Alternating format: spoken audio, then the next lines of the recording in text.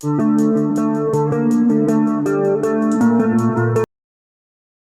तो अब हम लोग स्टार्ट करते हैं ड्रोसोफिला एक्सिस स्पेसिफिकेशन में डॉर्सल वेंट्रल एक्सिस फॉर्मेशन। तो डॉर्सल वेंट्रल एक्सिस फॉर्मेशन में हम लोग यहाँ पे देखेंगे कि अभी तक हम लोगों ने क्या डिसाइड कर लिया है। हम लोगों ने डिसाइड कर लिया है एंटीरियर, पोस्टीरियर। अब हम लोग डिसाइड करेंगे डॉर्सल एंड वेंट्रल। तो ड्रोसोफिला का डॉर्सल बनाता है ड्रोसोफिला का बैक, और वेंट्रल बनाता है ड्रोसोफिला का बेली। जबकि एंटीरियर में क्या बनती है, एंटीरियर में बनती है हेड और पोस्टीरियर में बनती है टेल। तो आज हम लोग डिसाइड करेंगे कि डॉर्सल वेंट्रल की फॉर्मेशन कैसे होती है ड्रोसोफिला के केस में। तो आप सबसे पहले यहाँ पे देखिए, यहाँ पे लिखा है डॉर्सल वेंट्रल एक्सिस फॉर्मेशन के लिए यहाँ पे एक पॉइंट लिखा हुआ है कि एम्ब्रियोजेनेसिस स्टार्ट आफ्टर फर्टिलाइजेशन। जैसे कि अगर हम लोग नॉर्मली इवेंट की बात करें, ऑफिशियली अगर फर्टिलाइजेशन हो जाता है, हम इस टर्म में बोल सकते हैं कि एम्ब्रियोजेनेसिस शुरू हो जाती है जैसे ही फर्टिलाइजेशन होता है। लेकिन ड्रोसोफिला के केस में कुछ इवेंट्स ऐसे क्रिटिकल होते हैं जो कि oogenesis के टाइम से चल रहे होते हैं। जैसे कि अभी हम लोगों ने लास्ट क्लास में पढ़ा था कि एंटीरियर पोस्टीरियर की फॉर्मेशन। तो एंटीरियर पोस्टीरियर की फॉर्मेशन करने के लिए जो जीन है वो एक्चुअली में उस साइड के पास थे, वो मैटरनल जीन है। तो अभी फर्टिलाइजेशन नहीं हुआ, लेकिन उन जीन का अरेंजमेंट, उन जीन की पोजीशन, पोलैरिटी, सारी चीज़ें पहले से ही उस साइट में हैं। तो इसका मतलब क्या है कि ड्रोसोफिला के केस में एम्ब्रियोजेनेसिस मतलब एम्ब्रियोजेनेसिस आफ्टर फर्टिलाइजेशन, एम्ब्रियोजेनेसिस नहीं, बल्कि जब oogenesis हो रहा है, जिस समय उस साइट की फॉर्मेशन हो रही है, उसी समय कुछ चीज़ें डिसाइड हो जाती हैं। अब अगर हम लोग डॉर्सल वेंट्रल एक्सिस फॉर्मेशन पढ़ेंगे तो उसमें कुछ प्रोटीन्स का इन्वॉल्वमेंट होगा।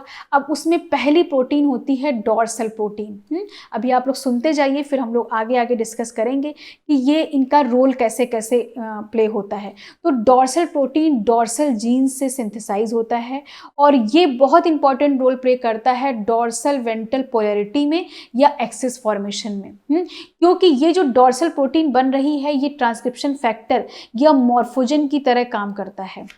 और इसको हम लोग नॉर्मली क्या बोलते हैं, डॉर्सल। डॉर्सल की सिंथेसिस देखा गया है कि पूरे के पूरे एम्ब्रियो में पाया जाता है। मीन्स कि अगर हम लोग डॉर्सल की बात करें तो डॉर्सल प्रोटीन एक ऐसी प्रोटीन है जो कि पूरे के पूरे एम्ब्रियो में पाई जाती है। लेकिन ये डॉर्सल डिसाइड करती है डॉर्सलाइजेशन और वेंट्रलाइजेशन को। डॉर्सल प्रोटीन वेंट्रलाइजेशन को डिसाइड करती है। अगर, क्योंकि देखिए यहाँ पे नाम के जस्ट अपोजिट काम है। डॉर्सल प्रोटीन का नाम तो डॉर्सल है, लेकिन एक्चुअली में ये जो एम्ब्रियो है उसके वेंट्रलाइजेशन में पार्टिसिपेट करती है। तो आप नाम पर मत जाइए, क्योंकि इनका नाम इनके अपोजिट इसलिए रखा गया है क्योंकि जब इनकी डिस्कवरी की जा रही थी तो इन प्रोटीन्स को म्यूटेंट कर दिया गया था, और म्यूटेंट करने के बाद जो फिनोटाइप आया था उसके अकॉर्डिंग इसका नाम रख दिया गया था। तो इस डॉर्सल प्रोटीन को जब एम्ब्रियो में म्यूटेंट किया गया तो पूरा का पूरा एम्ब्रियो डॉर्सलाइज हो गया था, इसलिए इस प्रोटीन का नाम डॉर्सल रख दिया गया। लेकिन एक्चुअली में जब ये डॉर्सल प्रोटीन नॉर्मल फॉर्म में पाई जाती है तो ये एम्ब्रियो को क्या करती है, ये एम्ब्रियो को वेंट्रलाइज और डॉर्सलाइज दोनों, मतलब एक प्रॉपर ड्रोसोफिला का डेवलपमेंट होता है। तो बेसिकली डॉर्सल का इन्वॉल्वमेंट होता है वेंट्रलाइजेशन में। The dorsal is synthesize after 90 minute fertilization. जब हम आपको सिनकाइशल क्लीवेज बता रहे थे, सुपरफिशियल क्लीवेज बता रहे थे, तो वहाँ पे हमने 1 बाय 1 चीज़ें बता रहे थे कि किस तरीके से 90 मिनट में जब फर्टिलाइजेशन होता है तो वहाँ पे एक सिनकाइशल ब्लास्टोडर्म बनते हैं, और डॉर्सल 90 मिनट जैसे ही फर्टिलाइजेशन होता है उसके 90 मिनट के बाद डॉर्सल की सिंथेसिस होने लगती है। और ये एमआरएनए कहाँ से आते हैं, मदर डॉर्सल जीन, जो कि प्लेस्ड किए जाते हैं उस साइट में। एक्चुअली में डॉर्सल जीन भी क्या है, एक maternal gene, mother dorsal gene है। Dorsal protein synthesize in cytoplasm and translocate in dorsal into a nuclei of ventral cell will help to ventralization of embryo। Actually में आप यहाँ पे ये समझिए कि एक ये सेल है, और सेल में ये न्यूक्लियस है, और ये डॉर्सल प्रोटीन है।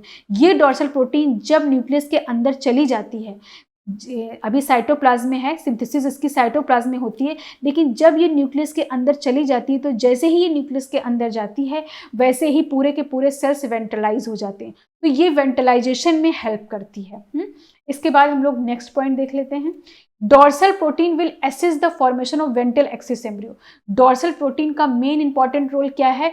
वेंट्रल एक्सिस का फॉर्मेशन करना एम्ब्रियो में। तो नाम इसका डॉर्सल है, लेकिन काम क्या करना है? वेंट्रलाइजेशन करना।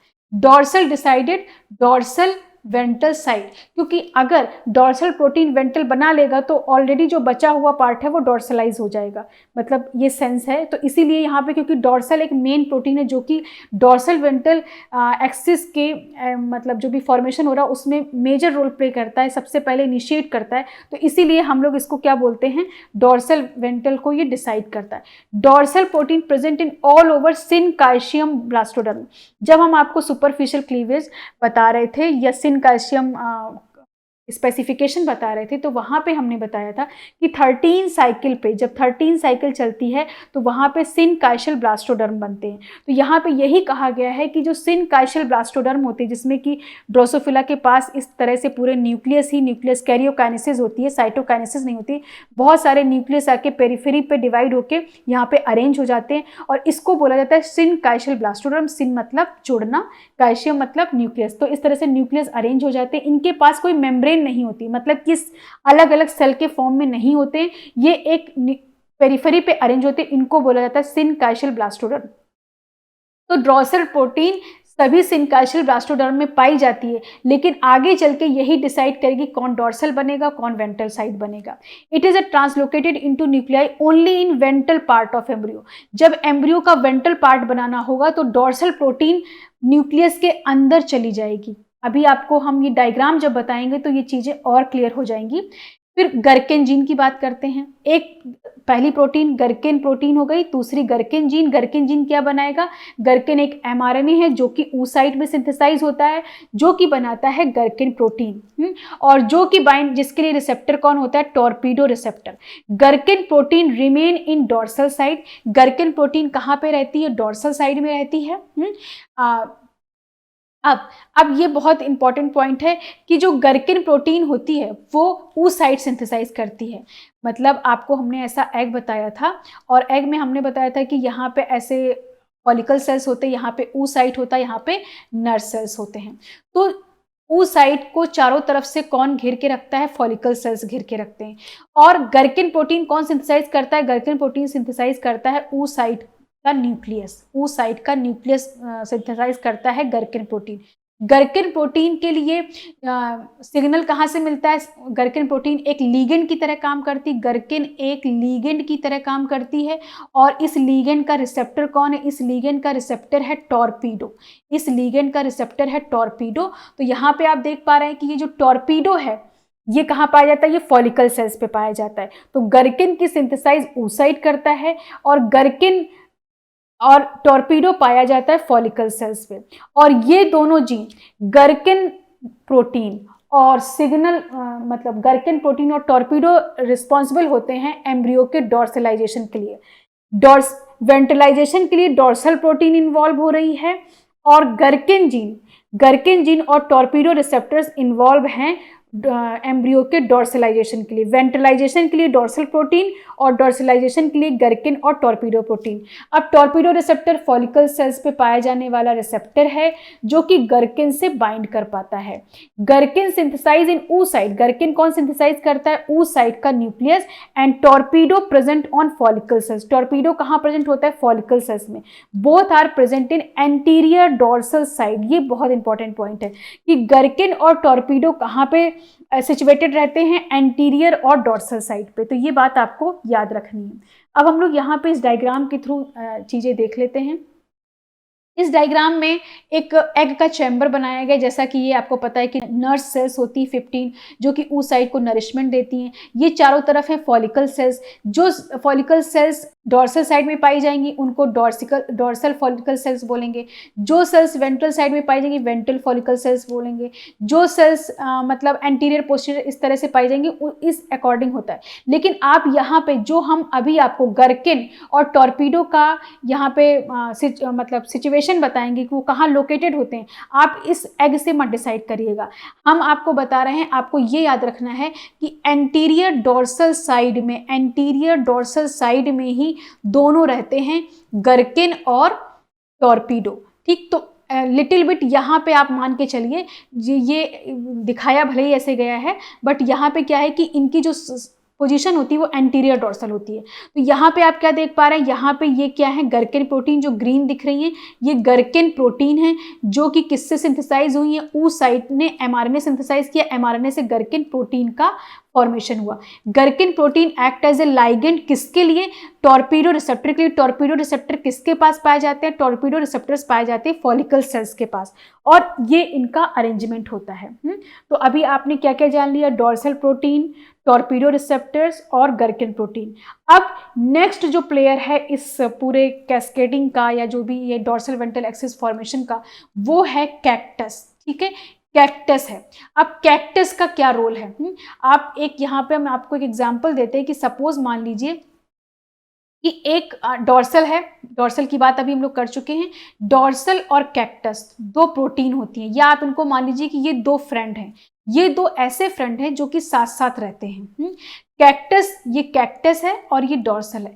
कैक्टस डॉर्सल के साथ ही जहां भी जाता है साथ में रहता है, लेकिन किसी वजह से अगर कैक्टस डॉर्सल को छोड़ देता है, किसी वजह से अगर कैक्टस डॉर्सल को छोड़ देता है, या मान लीजिए कि ये फ्रेंड है ये अलग हो गया, तो जो ये डॉर्सल है, ये डॉर्सल फिर अभी ये कहाँ पे, ये डॉर्सल और कैक्टस कहाँ पे थे, सेल के साइटोप्लाज्म में थे, सेल के साइटोप्लाज्म में थे। लेकिन किसी भी वजह से अगर कैक्टस ने डॉर्सल को छोड़ दिया तो जो ये डॉर्सल है ये न्यूक्लियस के अंदर चला जाएगा, और जैसे ही डॉर्सल न्यूक्लियस के अंदर जाता है तो पूरा का पूरा जो एम्ब्रियो है, मतलब जो एम्ब्रियो की जिन सेल्स में डॉर्सल न्यूक्लियस के अंदर चला जाएगा उन सेल्स में वेंट्रलाइजेशन हो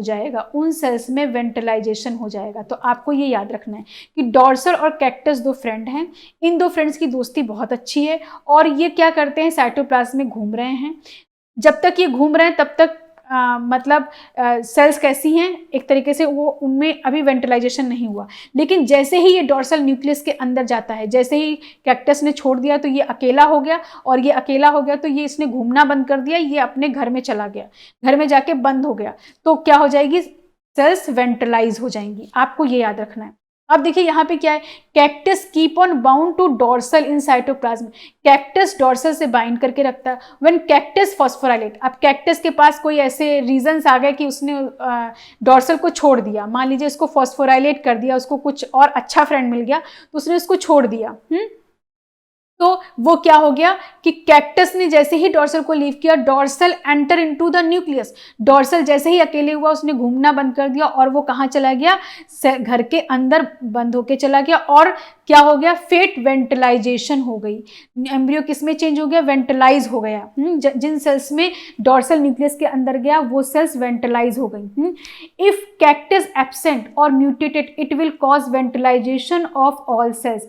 अगर सपोज ये कैक्टस होता ही नहीं तो डॉर्सल हमेशा कहाँ रहता, न्यूक्लियस के अंदर, और ऐसे केस में एम्ब्रियो ऑल सेल्स कैसी हो जाती, वेंटिलाइज। तो आपको ये क्लियर हो गया होगा। अब हम लोग नेक्स्ट आगे बात करते हैं। यहाँ पे हम लोग देख पा रहे हैं कि यहाँ पे कुछ प्रोटीन सिग्नलिंग मॉलिक्यूल्स दिए हुए हैं जिनके बहुत इंपॉर्टेंट रोल हैं पूरे के पूरे डॉर्सल वेंट्रल एक्सिस फॉर्मेशन में। डॉर्सल वेंट्रल के स्पेसिफाई करने के लिए इन प्रोटीन्स का बहुत इंपॉर्टेंट रोल है, जैसे कि डॉर्सल प्रोटीन अभी हमने बताया, gurken protein, torpedo protein, pipe protein, cactus protein, tube and pelle protein. Tube and pelle protein में जो पेले होता है ये होता है प्रोटीन काइनेज, और प्रोटीन काइनेज का फंक्शन क्या होता है, कोई भी प्रोटीन काइनेज क्या करेगा, फॉस्फोराइलेशन करेगा, ठीक है, फॉस्फेट ग्रुप लगाएगा। और इसके बाद ट्यूब का काम क्या है, ट्यूब का काम है कि पेले को, जो ये पेले है इसको रखना सेल मेम्ब्रेन के पास, क्योंकि ये ट्यूब सेल मेम्ब्रेन के पास, जैसे सपोज कोई सेल है और सेल मेम्ब्रेन के पास ट्यूब एंड पेले है, तो पेले थोड़ा घूमने की कोशिश करता है, तो उसको रोक कर कौन रखता है? ट्यूब पेले को रोक कर रखता है कि वो सेल मेम्ब्रेन की तरफ ही रहे। टोल क्या है? टोल एक मतलब रिसेप्टर प्रोटीन होती है, ट्रांस मेम्ब्रेन रिसेप्टर प्रोटीन होती है। अब इसके बाद अगर हम लोग स्पेटजल की बात करें तो स्पेटजल और ईस्टर क्या है? एक जाइमोजन है। जाइमोजन का आपको पता है कि ये क्या होते हैं कि ये पर्टिकुलर जब इनमें क्लीवेज होती है तो क्लीवेज होने के बाद ये एक्टिव फॉर्म में चेंज होते हैं। तो ये ईस्टर अब इसके बाद तो ईस्टर क्या होता है? ये एक सीरीन प्रोटीएज होता है, एक सीरीन प्रोटीएज। प्रोटीएज का काम क्या है? किसी भी प्रोटीन को क्लीव करना। स्नेक क्या है? स्नेक भी एक सीरीन प्रोटीएज है, ठीक है। फिर न्यूडल यहाँ पे दिया है, फिर गैस्ट्रुलेशन डिफेक्टिव, ये भी एक सीरीन प्रोटीएज है। तो ये चीजें आपको याद रखनी है। प्रोटीएज है तो किसी प्रोटीन को क्लीव करेगा, ठीक है। तो ये सारे प्लेयर्स हैं। अब हम लोग इसके पूरे फंक्शंस को हम लोग अच्छे से यहाँ पे देख सकते हैं। अब देखिए इस डायग्राम में यहाँ पे ये फॉलिकल सेल्स बनी है। इस फॉलिकल सेल्स में आप देख पा रहे हैं कि ये जो हमने रेड कलर का सर्कल बनाया है, ये पूरे इसका व्यू है। यहाँ पे क्या क्या चीजें हो रही हैं वो सारी चीजें यहाँ पे दी गई हैं। अब ये डायग्राम से पहले आप एक बात बहुत अच्छे से ध्यान में रखिए कि यहाँ पे cascade signalling for dorsal ventral axis, तो पूरी की पूरी एक सिग्नलिंग चलती है डोर्सल वेंट्रल एक्सिस के लिए। और आपको ये बात आप अपने दिमाग में बैठा लीजिए कि गर्किन और टॉर्पीडो दो प्रोटीन होते हैं। गर्किन एंड टॉर्पीडो ये रिस्पॉन्सिबल होते हैं किसके लिए? ये करते हैं डोर्सल सल्फेट। डोर्सल सल्फेट मतलब कि डोर्सल साइड बनेगी, ठीक है, इनकी वजह से। और जो दूसरी प्रोटीन होती है, मतलब कि जो डोर्सल प्रोटीन होती है, जो कि हमने अभी सबसे पहले आपको बताई थी डोर्सल प्रोटीन, ये डोर्सल प्रोटीन अगर न्यूक्लियस में चली गई तो फिर क्या होगा? वेंट्रलाइजेशन होगा, ठीक है। इस बात को आपको दिमाग में रखना है कि गर्किन और टॉर्पीडो जब एक्टिव होते हैं, मिलते हैं, तो डोर्सल फेट होती, डोर्सलाइजेशन होती है। और डोर्सल प्रोटीन जब न्यूक्लियस के अंदर जाती है तो एम्ब्रियो का वेंट्रलाइजेशन होता है, और यही डिसाइड करता है एम्ब्रियो का डोर्सल वेंट्रल साइड। अब हम लोग यहाँ पे ये ऊ साइड का स्ट्रक्चर बना, इस स्ट्रक्चर का लार्ज व्यू यहाँ पे दिखाया गया है। अब यहाँ पे आप 1 बाय 1 देख सकते हैं, यहाँ पे नंबरिंग दी गई है सीक्वेंस के या इवेंट्स के अकॉर्डिंग, तो आप इनसे भी समझ सकते हैं। अब यहाँ पे जो ब्लू कलर की दिख रही है, ये क्या है? डोर्सल फॉलिकल सेल्स हैं। जैसे कि आपको पता है कि ये ऊ साइड है, ऊ साइड के चारों तरफ क्या है? फॉलिकल सेल्स हैं। तो ये यहाँ पे जो फॉलिकल सेल्स होंगी वो डोर्सल फॉलिकल सेल्स, इनको वेंट्रल फॉलिकल सेल्स, क्योंकि ये प्रेजेंटिव डोर्सल और वेंट्रल बनाने वाले हैं। तो डोर्सल सल्फेट, यहाँ पे जो ब्लू कलर की सेल्स है, ये डोर्सल सेल्स हैं। अब होता क्या है कि हमने आपको अभी ऑलरेडी बताया कि जो गर्किन एमआरएनए वो कौन सिंथेसाइज करता है? ऊ साइट का न्यूक्लियस। ऊ साइट का न्यूक्लियस गर्किन एमआरएनए को सिंथेसाइज कर रहा है। ये ऊ साइट का जो गर्किन एमआरएनए सिंथेसाइज होता है, ये बनाता है गर्किन प्रोटीन। ये गर्किन प्रोटीन किससे जाके बाइंड करती है? टॉर्पीडो रिसेप्टर से। टॉर्पीडो रिसेप्टर किसके पास पाया जाता है? टॉर्पीडो रिसेप्टर पाया जाता है फॉलिकल सेल्स के पास। हमने आपको ऑलरेडी बताया कि गर्किन और टॉर्पीडो की जो लोकेशन होती है वो एंटीरियर टू डोर्सल रहती है, तो आपको ये बात याद रखनी है। तो गर्किन प्रोटीन जैसे ही सिंथेसाइज होती है, गर्किन प्रोटीन बाइंड करती है टॉर्पीडो रिसेप्टर से। टॉर्पीडो रिसेप्टर पाए जाते हैं डोर्सल सेल के पास, डोर्सल सेल फॉलिकल सेल्स के पास। और जैसे ही ये दोनों एक्टिव होते हैं, इनके एक्टिवेशन के थ्रू क्या हो जाता है? एक पाइप प्रोटीन पाई जाती है, और पाइप प्रोटीन की सिंथेसिस इनहिबिट हो जाती है। अगर पाइप प्रोटीन सेल्स में पाई जाएगी, सिंथेसिस होगी, तो ऐसे केस में एम्ब्रियो वेंट्रलाइज होता है। लेकिन अभी हमें एम्ब्रियो को डोर्सलाइज करना है, तो यहाँ पे क्या हो रहा है कि यहाँ पे जैसे ही ये एक्टिव होता है टॉर्पीडो और गर्किन, वैसे ही ये इनहिबिट करता है पाइप प्रोटीन की सिंथेसिस को, और एम्ब्रियो हो जाता है डोर्सलाइज। तो आपको ये बात याद रखनी है कि जैसे मान लीजिए यहाँ पे आप डेवलपमेंट के केस में ये देख सकते हैं कि बहुत सारे ऐसे प्रोटीन्स होते हैं कि सेम एम्ब्रियो में सेल्स हैं, सभी चीज़ें सेम है, लेकिन कुछ ऐसी कंडीशंस होगी जहाँ पे क्या हो रहा है कि अब पाइप प्रोटीन सिंथेसाइज तो पूरे फॉलिकल सेल्स में हो रही हैं, मतलब उनके एमआरएनए पूरे फॉलिकल सेल्स में पाए जा रहे हैं, लेकिन अभी यहाँ पे इनकी सिंथेसिस की, इनकी प्रोटीन बनने के प्रोसेस को इनहिबिट कर दिया गया टॉर्पीडो और गर्किन के थ्रू। तो इसलिए ये क्या हो गई, ये सेल्स डॉर्सलाइज हो गई, और जब इन्हीं प्रोटीन की सिंथेसिस वेंट्रल साइड में होगी तो वो वेंट्रलाइज हो जाएंगी। तो ये यहाँ पे इस तरह से ये प्रोटीन्स काम करते हैं। अब तो ये डॉर्सलाइजेशन हो गया। अब ये जो गर्किन, क्योंकि ये ओ साइड में सिंथेसाइज हो रहा है, तो ये क्यों नहीं वेंट्रल साइड में जा पाता, क्योंकि इसके लिए इसको कोई सिग्नल नहीं मिलता है वेंट्रल साइड में जाने के लिए। तो इसीलिए एक तो वेंट्रल साइड में टॉर्पीडो भी नहीं पाए जा रहे हैं, क्योंकि टॉर्पीडो लिटिल बिट कैसे होते हैं, एंटीरियर टू डॉर्सल साइड में सिचुएटेड होते हैं, तो टॉर्पीडो भी नहीं। और सपोज कि मान लीजिए गर्किन बन रहा है, तो गर्किन के लिए यहाँ पे सिग्नल भी नहीं मिलता है, तो वेंट्रल साइड में ये पहुंच ही नहीं पाता है, इसलिए यहाँ पे वेंट्रल साइड में डॉर्सलाइजेशन नहीं हो पाता है। तो डॉर्सलाइजेशन कहाँ हुआ, डॉर्सल साइड में। जैसे ही गर्किन ने टॉर्पीडो से बाइंड किया, पाइप प्रोटीन की सिंथेसिस इनबिट हुई और ऐसा हो गया। अब इसके बाद वेंट्रल साइड में वेंट्रलाइजेशन कैसे होगा, इस प्रोसेस को यहाँ पे आप देख सकते हैं। यहाँ पे जो रेड रेड आपको दिख रहे हैं, ये है पाइप प्रोटीन, यहाँ पे पाइप प्रोटीन की सिंथेसिस होती है। अब हम लोग इस पोर्शन को, जो मैंने व्हाइट सर्कल बनाया, इसको आप इन लार्ज व्यू में यहाँ पे देख सकते हैं कि क्या क्या प्रोसेस हो रहे हैं। जितने भी अभी हमने आपको 12 प्रोटीन बताए हैं, जो कि यहाँ पे थे गर्किन, टॉर्पीडो, पाइप, ट्यूब, इनके सारे के फंक्शंस यहाँ पे क्या रोल प्ले कर रहे हैं वो दिया गया है। तो अब यहाँ पे देखिए क्या हो रहा है कि सबसे पहले इस यहाँ पे ये जो ब्लू कलर की सेल्स है, ये क्या है, ये वेंट्रल सल्फेट है। ये क्या है, वेंट्रल सल्फेट है। ये पाइप प्रोटीन है जो कि यहाँ पे सिंथेसाइज हो रही। ये पाइप प्रोटीन एक एक्स फैक्टर के साथ क्या करती है, मिलती है, और एक्स फैक्टर के साथ ये जैसे ही मिलती है, इसमें कुछ मॉडिफिकेशन होते हैं और ये एक्टिव हो जाती है पाइप प्रोटीन। जब ये पाइप प्रोटीन एक्टिव होती है तो न्यूडल जो होता है वो क्या करता है, वो एक्टिव हो जाता है, एक्टिव होके आता है। न्यूडल इसको, इन पाइप प्रोटीन को एक्टिवेट कर देता है। ये पाइप प्रोटीन एक्टिवेट करती है गैस्ट्रुलेशन डिफेक्टिव को या डेफिशिएंट को। जब ये एक्टिव होता है तो ये क्या करता है कि अपने एक पार्ट को क्लीव करता है, और क्लीव करने के बाद ये एक्टिव कर देता है स्नेक को। स्नेक अपने पार्ट को क्लीव करता है, क्योंकि हमने बताया कि सब क्या है, प्रोटीएजेस हैं, क्लीवेज हैं, जाइमोजन की तरह काम करते हैं। तो जब इनके कोई पर्टिकुलर पार्ट क्लीव होंगे तब ये एक्टिव होंगे। ये एक्टिव होके इस पार्ट को क्लीव करेगा, स्नेक को, और स्नेक का पार्ट क्लीव करके ईस्टर को क्लीव करेगा। ईस्टर का पार्ट जब क्लीव होगा तो ये एक्टिव पार्ट स्पैटजल को एक्टिव करेगा, और स्पैटजल का पार्ट क्लीव होके यहाँ पे एक रिसेप्टर पाया जाता है टॉल, इस रिसेप्टर से बाइंड कर लेता है। जब ये इस रिसेप्टर से बाइंड कर लेता है तो यहाँ पे जो ट्यूब एंड पेले होते हैं, हमने बताया था ट्यूब एंड पेले के बारे में अभी जस्ट इस वाले स्लाइड में, कि ये जो पेले होता है ये प्रोटीन काइनेस की तरह काम करता है। पेले क्या करता है, प्रोटीन काइनेस की तरह काम करता है, और ये दोनों, और ये जो ट्यूब होता है इसको यहाँ पे मेम्ब्रेन की साइड में रखता है, मेम्ब्रेन की साइड में इसको एडजस्ट कराता है। अब यहाँ पे देखिए क्या हो गया कि ट्यूब जो है उसने, मतलब कि जो यहाँ पे जो पेले है वो प्रोटीन काइनेज है, उसने कैक्टस को फॉस्फोराइलेट करा दिया। जब कैक्टस फॉस्फोराइलेट हो जाता है तो कैक्टस क्या करता है, डॉर्सल को छोड़ देता है, और जब डॉर्सल को छोड़ देता है तो क्या होता है कि डॉर्सल चला जाता है न्यूक्लियस के अंदर। कैक्टस फॉस्फोराइलेट होकर डिग्रेड हो जाता है।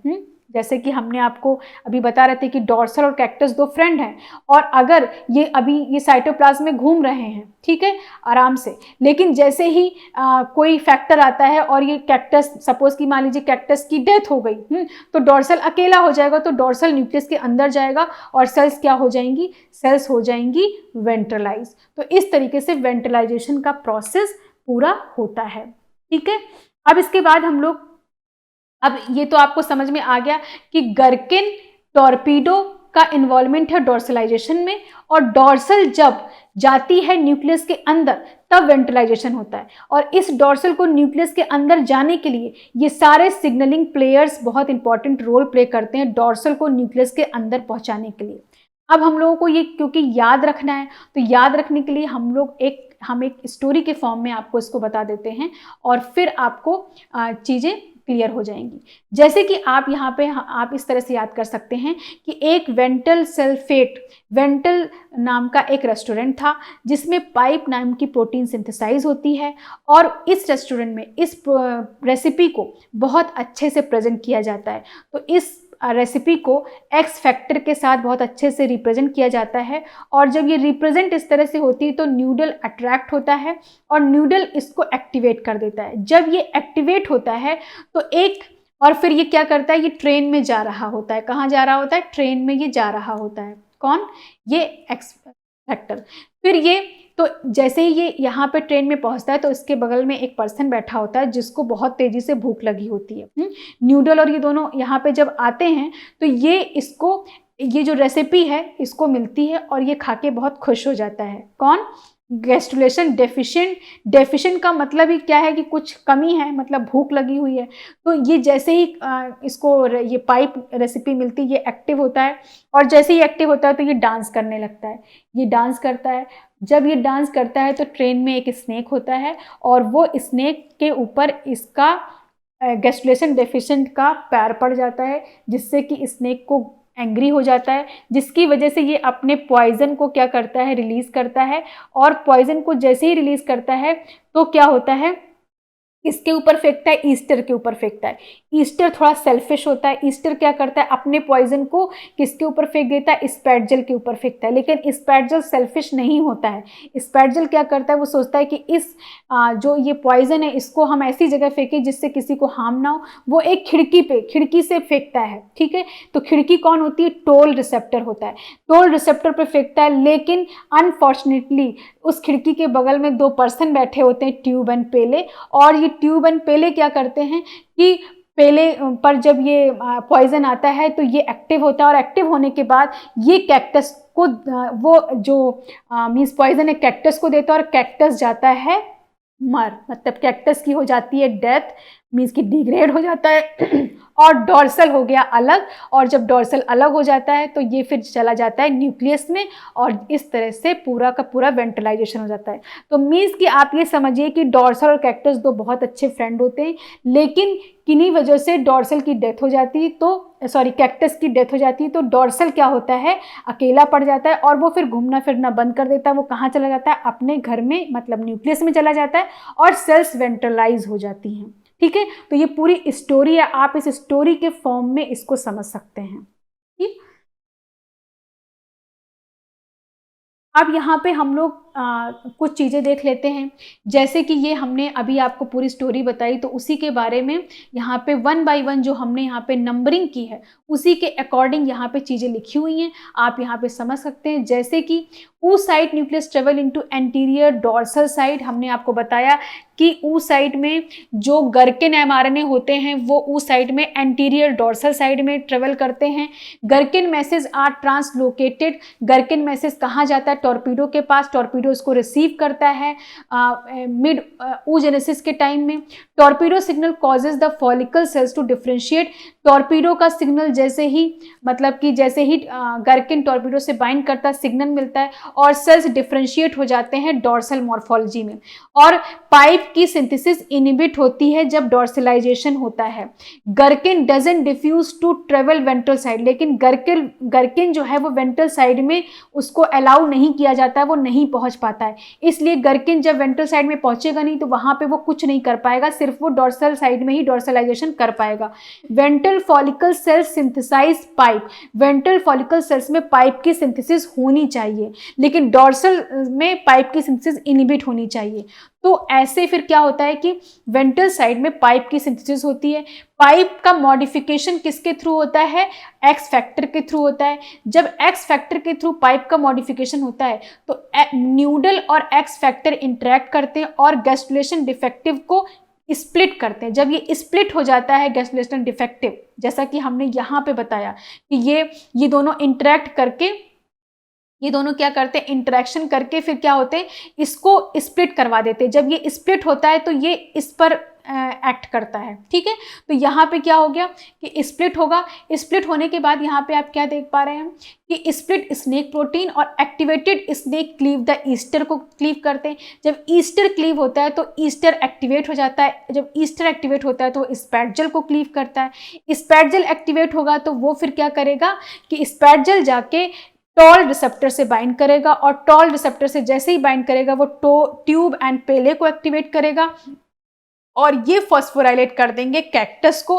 कैक्टस जैसे ही फॉस्फोराइलेट हो जाएगा वो डिग्रेड हो जाएगा और रिलीज कर देगा डॉर्सल को। डॉर्सल जैसे ही रिलीज होगा, डॉर्सल कहाँ चला जाएगा, न्यूक्लियस के अंदर, और वेंटिलाइजेशन हो गया, ठीक है। तो इस तरीके से ये वेंटिलाइजेशन होता है। अब यहाँ पे कुछ कंडीशंस दी गई हैं, इनको हम लोग देख लेते हैं कि डॉर्सल म्यूटेशन, अगर हम लोग डॉर्सल में म्यूटेशन कर दें, ठीक है, क्या होगा अगर हम लोग डॉर्सल में म्यूटेशन कर दें तो पूरा का पूरा एम्ब्रियो डॉर्सलाइज हो जाएगा। क्यों डॉर्सलाइज हो जाएगा? क्योंकि डॉर्सल का म्यूटेशन, अब मान लीजिए यहाँ पे क्या हुआ कि डॉर्सल का म्यूटेशन कर दिया गया, यहाँ पे डॉर्सल है ही नहीं, तो जब डॉर्सल है ही नहीं तो ये सारा प्रोसेस कहाँ हो पाएगा, ठीक है। तो डॉर्सल है नहीं तो पूरा का पूरा एम्ब्रियो क्या हो जाएगा, डॉर्सलाइज। तो इसका मतलब कि एम्ब्रियो कैसा हो जाएगा, एम्ब्रियो हो जाएगा डॉर्सलाइज्ड, ठीक है। इसके बाद dorsal in every cell nucleus, अगर डॉर्सल सभी सेल न्यूक्लियस में पाया जा रहा है, अगर डॉर्सल एवरी सेल न्यूक्लियस में पाया जा रहा है तो मतलब सभी, अगर डॉर्सल न्यूक्लियस के अंदर चले गए, सभी डॉर्सल न्यूक्लियस के अंदर चले गए तो सेल्स कैसी हो जाएंगी, सेल्स हो जाएंगी वेंट्रलाइज, तो एम्ब्रियो कैसा हो जाएगा, वेंट्रलाइज्ड हो जाएगा। Dorsal do not enter into nucleus, अगर डॉर्सल न्यूक्लियस के अंदर नहीं एंटर करेगा तो सेल्स क्या हो जाएंगी, डॉर्सलाइज, ठीक है। If dorsal do not enter into nucleus, तो अगर, तो क्या होगा कि पूरा का पूरा एम्ब्रियो डॉर्सलाइज हो जाएगा, इसका मतलब नो वेंट्रल फॉर्मेशन, वेंट्रल की फॉर्मेशन नहीं होगी, ठीक है। इसके बाद नेक्स्ट गर्केन जीन म्यूटेशन, अगर गर्केन जीन का म्यूटेशन हो जाएगा तो क्या होगा कि डॉर्सलाइजेशन नहीं होगा, मीन्स कि एम्ब्रियो कैसा हो जाएगा, वेंट्रलाइजेशन। लेकिन गर्केन जीन के केस में आपको यह भी याद रखना है कि गर्केन जीन कहाँ से आता है, ओ साइट में आता है, तो गर्केन जीन का म्यूटेशन फ्यूचर इवेंट को भी अफेक्ट करेगा, मीन्स कि जनरेशन को भी अफेक्ट करेगा। Maternal deficiency of torpedo, torpedo कहाँ पाया जाता है, फॉलिकल सेल्स में, और अगर टॉर्पीडो की डेफिशिएंसी हो जाएगी तो फिर से क्या हो जाएगा कि वेंट्रलाइजेशन होगा, मीन्स कि डॉर्सलाइजेशन नहीं हो पाएगा। तो इस तरीके से ये म्यूटेशन केसेस हैं जो कि आपको याद होने चाहिए, ठीक है। तो चलिए अब हम लोग आगे कुछ क्वेश्चंस को देख लेते हैं। Dorsal mutant in dorsal Drosophila will result in, बोलिए क्या हो जाएगा, आंसर क्या होगा, आंसर क्या होगा कि अगर डॉर्सल म्यूटेंट हो जाए तो ऐसे केस में क्या हो जाएगा, ए डॉर्सलाइजेशन ऑफ वेंट्रल साइड, ठीक है। जो वेंट्रल साइड है वहां भी क्या हो जाएगा, डॉर्सलाइजेशन हो जाएगा, क्योंकि क्या है कि डॉर्सल म्यूटेंट है तो वेंट्रल साइड बनेगी नहीं, तो जो डॉर्सल साइड, जो प्रिजेम्पटिव डॉर्सल वेंट्रल साइड है वो भी डॉर्सलाइज हो जाएगी, तो क्या हो जाएगा, डॉर्सलाइजेशन ऑफ, तो इसके अकॉर्डिंग हमारा ऑप्शन क्या हो जाएगा, फर्स्ट, ठीक है।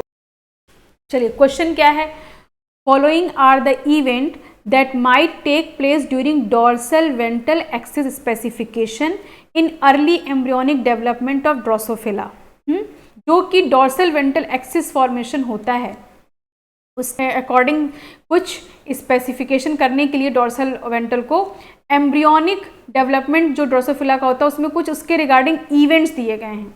इन इवेंट्स को देखते हुए आपको बताना है कि पहले तो इवेंट्स देख लीजिए, एक पहला दिया torpedo receptor activation, pipe synthesis, a cascade of protease activity, cactus dephosphorylation, entry of dorsal in nucleus of syncytial blastoderm stage embryo.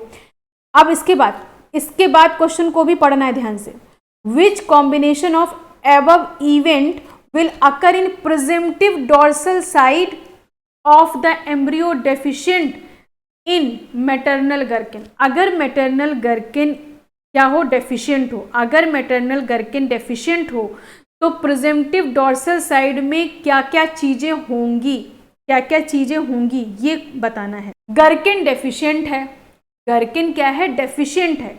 तो जब गर्किन डेफिशिएंट है तो टॉर्पीडो रिसेप्टर एक्टिवेट होगा। जब मैटरनल गर्किन का डेफिशिएंसी है तो ऐसे केस में टॉर्पीडो रिसेप्टर का एक्टिवेशन नहीं हो सकता है। ठीक है, तो ये ऑप्शन तो हमारा रॉन्ग हो गया और ये हमारा पहला, तो पहला तो हमने पहले ही खत्म कर दिया और वो कहीं और है भी नहीं। ठीक है, तो ये तो पहले ही चला गया option.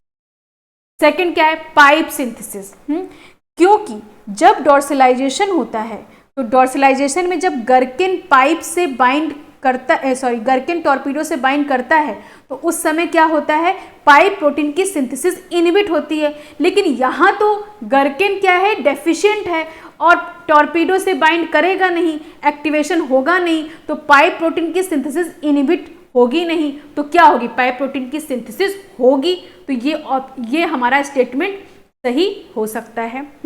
Next, a cascade of protease activity. Cascade of protease activity होती है क्योंकि डॉर्सलाइजेशन का इवेंट तो हो ही नहीं रहा, वेंटलाइजेशन का इवेंट होगा।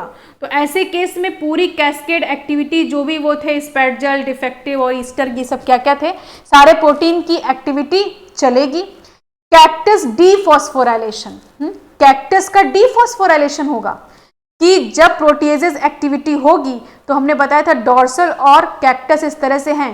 कैक्टस को जब ट्यूब एंड पेले फॉस्फोराइलेट कर देते हैं, इस पे फॉस्फेट लग जाता है, तब ये क्या हो जाता है, डिग्रेड हो जाता है। तो इसका मतलब क्या है कि कैक्टस का डीफॉस्फोराइलेशन नहीं, कैक्टस का फॉस्फोराइलेशन होगा।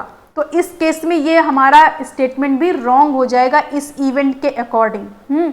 इसके बाद entry of dorsal in the nucleus of syncytial blastoderm stage. तो डॉर्सल की एंट्री कहाँ होगी, न्यूक्लियस के अंदर, और जब न्यूक्लियस के अंदर एंट्री होगी तो क्या होगा, वेंटिलाइजेशन होगा, क्योंकि सारे इवेंट वेंटिलाइजेशन से रिलेटेड चल रहे हैं। क्योंकि गर्किन को तो डेफिशिएंट कर दिया गया है, डॉर्सलाइजेशन होगा ही नहीं, तो वेंटिलाइजेशन वाले इवेंट को आप याद रखिए और आप इस क्वेश्चन को सॉल्व कर सकते हैं। तो इसके अकॉर्डिंग हमारा ऑप्शन क्या हो जाएगा, थर्ड। ठीक है, कौन सा ऑप्शन हो जाएगा, थर्ड। ठीक है, B, C and E. Following statement regarding the generation of dorsal ventral axis in Drosophila was made. कुछ इवेंट्स हैं जो कि हुए हैं, अब उन्हीं इवेंट्स के अकॉर्डिंग आपको बताना है कि इनमें से कौन सा कॉम्बिनेशन करेक्ट है। Gurken protein move along the oocyte nucleus and signal follicle cells to adopt the ventral fate. False है ना, क्योंकि gurken protein move along the oocyte nucleus and signal follicle cells to adopt the ventral fate, है ना, तो ऐसा तो नहीं होता है, तो ये फॉल्स हो गया।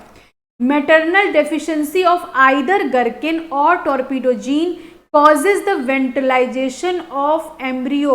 तो ये तो होता है कि अगर गर्किन टॉर्पीडो में क्या हो जाए, मैटरनल डेफिशिएंसी हो जाए, तो ऐसे केस में जो एम्ब्रियो है हमारा वो क्या हो जाएगा, एम्ब्रियो हमारा वेंटिलाइज हो जाएगा। तो इसलिए ये स्टेटमेंट हमारा ट्रू है। ठीक है, gurken is active only oocyte, torpedo is active only in the somatic follicle cells. तो ये भी स्टेटमेंट हमारा क्या है, ट्रू है। ठीक है, the pipe protein is made in dorsal follicle sales.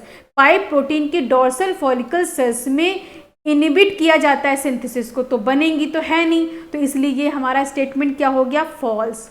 अब the highest concentration of dorsal, ये ई है, यहाँ पे लिखना छूट गया है। The highest concentration of dorsal is in dorsal cell nuclei which become the mesoderm. तो ये तो कोई यहाँ पे डॉर्सल वेंट्रल के रिगार्डिंग पूछा गया है, तो मीजोडर्म से तो यहाँ पे कोई कंटेक्स्ट ही नहीं, तो ई को तो आप वैसे भी हटा सकते थे। ठीक है, तो ई हट गया।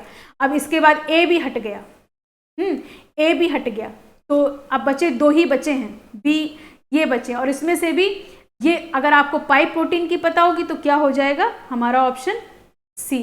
ठीक है, तो हमारा ऑप्शन क्या हो जाएगा, करेक्ट, सी।